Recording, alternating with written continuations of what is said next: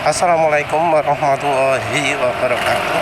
Jadi ya salah satu yang berubah pada kendaraan untuk sekarang ini itu waktu servis, biaya servis, jenis perawatan untuk kendaraannya ya. Jadi ada transisi yang terjadi ya lebih karena perubahan pola pikir masyarakat juga. Perubahan pola pikir masyarakat yang terjadi karena nggak tahu masyarakat itu bahwa dari pabrikan melakukan perubahan.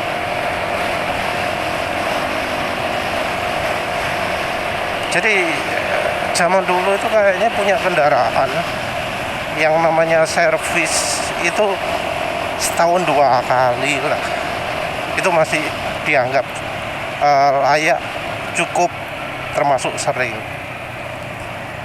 Yang males itu yang setahun sekali atau ya 2 tahun sekali, itu yang males servis. Tapi sekarang waduh, ekstrim ya,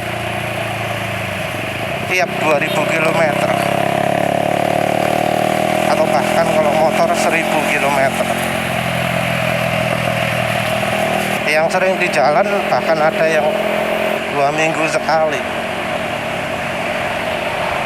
Hal-hal yang dilakukan pun banyak. Kalau mobil ada terutama dari servis throttle body. Kalau motor ada servis CVT, servis throttle body, servis apa mana sih biaya menurut akeh itu ya. Ruang bakar, gurah. Itu mobil juga ada gurah.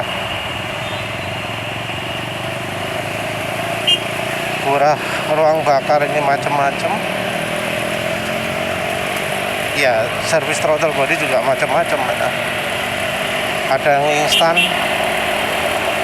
langsung aerosol, cleaner disemprotkan melalui lubang masuk, baik ketika mesin menyala atau mesin mati. Ada juga yang pakai metode direndam, metode infus, banyak lah ya.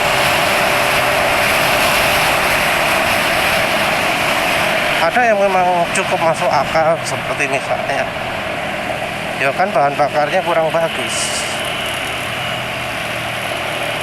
jadi ruang bakar harus sering dibersihkan. Ada pula yang aneh, yang misalnya throttle body gitu ya, karena jelas-jelas setiap kali servis itu penuh debu gitu ya. Belum lagi soal oli juga jelas jadi cepat rusak ya. Beberapa perubahan terjadi karena pemilihan bahan dari mesinnya sendiri. Misalnya sekarang ada yang tutupnya pakai plastik. Ya ini tentu membawa masalah ya, durability, masalah kebocoran, masalah macam-macam, karena ya jadi nggak sama antara tutup blok mesin dengan yang bagian mesin lain. Entah sekarang masih ada yang pakai blok besi atau enggak ya, dulu nggak tahu. Kayaknya semua aluminium, pakai dihasil, kualitas dihasilnya juga macam-macam. Entah apakah ada yang pakai nikasil atau enggak kalau untuk mobil. Kalau untuk motor ya yang Honda pilih pakai yang ada yang besi, ada yang aluminium kalau nggak salah ya, lupa benar. Yang Honda 160 itu blok apa? Tapi yang jelas memang bener ada beberapa komponen yang jadi nggak durable, nggak awet.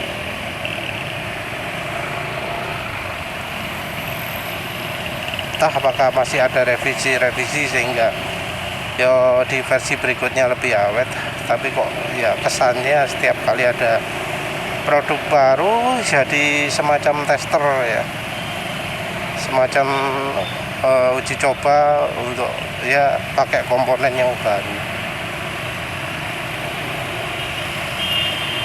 Karena ya kadang ada keputusan untuk mengatasi masalah tertentu, ganti model tertentu, tapi kemudian jadi muncul masalah yang lain.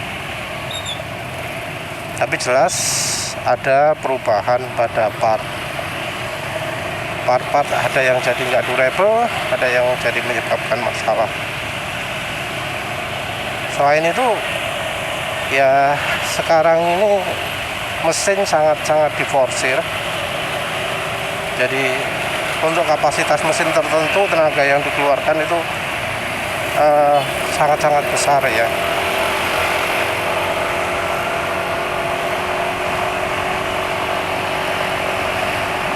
Jadi misalnya kalau untuk motor ya jelas motor zaman dulu 150 cc nggak sebanding dengan motor sekarang 150 cc.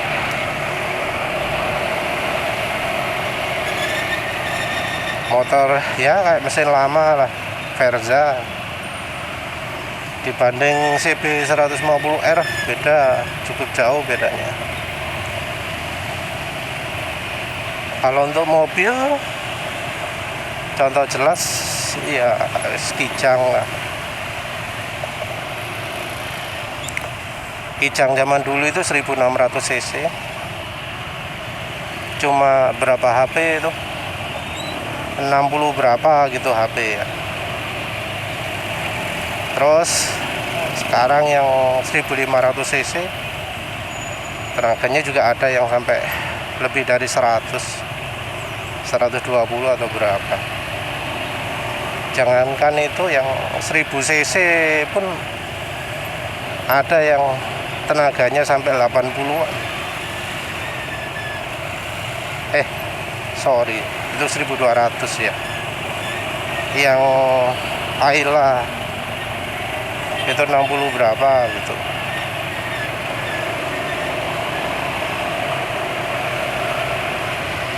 Jadi mesin mobil Kijang zaman dulu 1600 cc itu bisa cuma 60-an berapa HP, sementara yang sekarang 1000 cc bisa ya 60-an berapa HP gitu. Perubahan tenaga ini juga ya membawa beberapa konsekuensi. Tenaga yang lebih besar membuat part-part yang sebelumnya awet jadi nggak begitu awet. Terus juga jelas pengaruhnya ke oli, karena suhu lebih panas akan membuat oli lebih cepat rusak. Kalau kita lihat dari tenaga, harusnya kendaraan dengan tenaga lebih besar itu butuh oli yang lebih kental. Tapi ya yang terjadi, oli kemudian disuruh pakai yang encer.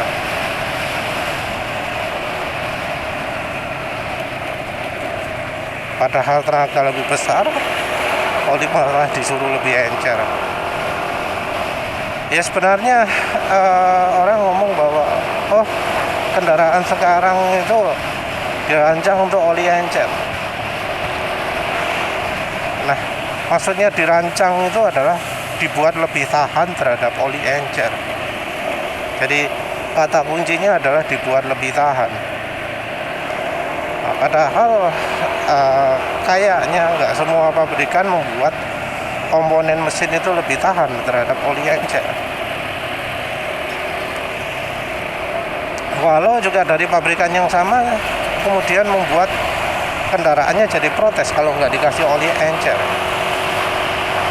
Jadi kendaraannya minta oli encer, sementara itu dari kualitas part tetap, terus tenaga lebih besar membuatnya harusnya pakai oli yang lebih kental.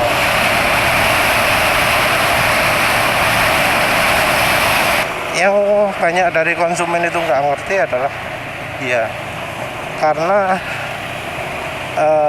orang-orang masih berpikir bahwa kualitas oli itu bagus, bahwa yang namanya oli kalau ada tulisannya API apa gitu, API ISP gitu, maka olinya pasti bagus. Cukup banyak orang yang masih berpendapat bahwa semua oli itu sama saja. Padahal kenyataannya oli yang sekarang itu kualitasnya sudah banyak yang turun drastis. Dari banyak merek, kualitas olinya jadi jauh lebih turun daripada yang dulu-dulu. Padahal dari sisi harga bisa dibilang nggak berubah, harga nggak turun. Jadi ketika kualitas olinya turun, harganya nggak turun. Yang mahal masih tetap mahal. Yang terjadi adalah kemudian kesenjangan antara oli murah dengan oli mahal itu jadi makin sedikit, dan bahkan bisa terjadi oli mahal kualitasnya kalah dengan oli yang murah. Dari sertifikasi juga begitu. Orang juga nggak tahu bahwa yang namanya sertifikasi itu kita harus memperhatikan logo API. Tapi kemudian entah mengapa orang berpikir bahwa hanya cukup dengan tulisan saja itu olinya sudah sertifikasi yang benar. Jadi kalau soal oli sering masalahnya itu, terus juga soal kekentalan. Jadi orang sekarang banyak yang nggak tahu bagaimana sih ciri oli yang nggak layak pakai, ciri oli yang nggak pas ya, baik terlalu kental ataupun terlalu encer, atau ya ciri bahwa oli tersebut melindungi mesin dengan baik. Itu banyak yang nggak tahu. Kalau soal bensin, orang sekarang sudah banyak tahu sih ya, bahan bakar sih maksudnya. Orang sudah banyak tahu bahwa oli biosolar itu cepat rusak. Ya karena cepat rusak, kalau pakai biosolar harus sering ganti filter bahan bakar, sering melakukan pembersihan tangki gitu ya. Kalau pakai bensin juga gitu. Kepercayaan masyarakat ke Pertamina sekarang sudah turun, terutama karena ya terbongkarnya kasus korupsi di Pertamina, apalagi kemudian melibatkan bahan bakar ya. Pertamax yang dijual ternyata oplosan Pertalite. Yang sering orang nggak tahu juga itu dari sisi filter udara. Filter udara orang berpikir bahwa dari pabrikan selalu memberikan yang terbaik. Ya memang dulu seperti itu. Dulu yang namanya filter udara itu pasti membuat ruang bakar, saluran udara masuk itu jadi bersih kalau itu standar. Tapi sekarang pernyataannya itu sudah salah. Jadi ketika orang jarang melakukan servis, yang terjadi adalah saluran udara masuk jadi kotor. Karena sekarang desain filter udara dipilihkan yang membuat saluran udara masuk cepat jadi kotor, terutama untuk pemakaian di Indonesia yang termasuk banyak sekali debunya ya. Beda dari Jepang sana yang konon katanya di jalan sama sekali nggak ada debu. Kondisi filtrasi sana ya beda dengan di Indonesia. Desainnya luar negeri beda dengan desainnya Indonesia. Bahkan ini saja bisa kelihatan ada debu di jalan. Terus yang berikutnya mungkin kulan. Kulan juga kebutuhan mesin makin panas karena ya tenaga yang meningkat dan lain-lain. Itu harusnya butuh pendinginan yang ekstra. Mungkin dulu kendaraan bisa pakai kulan yang rasionya 50-50 nggak masalah kalau mesin sisinya besar. Sekarang motor mobil cc kecil pun butuh kulan yang ya pendinginannya baik. artinya yang airnya banyak, yang ya airnya bisa sampai 80% atau lebih. Karena Indonesia sendiri kan nggak ada beku ya, nggak butuh yang namanya kulan yang tahan terhadap beku. Mungkin ada yang ngomong titik didih. Kalau titik didih sendiri itu sebenarnya ya keputusan dari pabrikannya. Kalau pabrikannya membuat kulan itu bisa mengalir di suhu 80 derajat Celcius, ya wes nggak butuh lah kulan yang bisa tahan sampai mendidih 120, 130 atau lebih tinggi lagi. Kalau memang menjumpai kendaraan seperti itu, maka langkah yang harus dilakukan itu bukan dengan ya milih kulan yang suhunya bisa tinggi, tapi ya apa caranya ya suhunya bisa rendah. Jadi ya kalau beli kendaraan impor, baiknya sih jangan yang terlalu baru, fresh gitu. Cari yang sudah banyak orangnya, sehingga ya banyak info-info yang ya bisa dicari di pemilik-pemilik yang sudah punya. Tapi balik lagi lah, ya sayangnya perkembangan zaman membuat orang jadi harus sering servis, sering ya minim ganti oli. Jadi yang namanya kendaraan wis gak iso dipakai ya bebas perawatan enak gitu. Makanya orang banyak yang kepikiran ganti ke kendaraan listrik. Karena kalau dibandingkan kendaraan bensin yang ya dibuat makin cepat rusak, makin butuh banyak servis dan macam-macam. Ya memang kendaraan listrik gak ada seperti itu. Cuma kendaraan listrik problemnya dua sekarang, dari baterai dan pelayanan servis setelah beli itu hampir nggak ada ya. Ya wes lah, itu saja. Terima kasih sudah menonton. Assalamualaikum warahmatullahi wabarakatuh.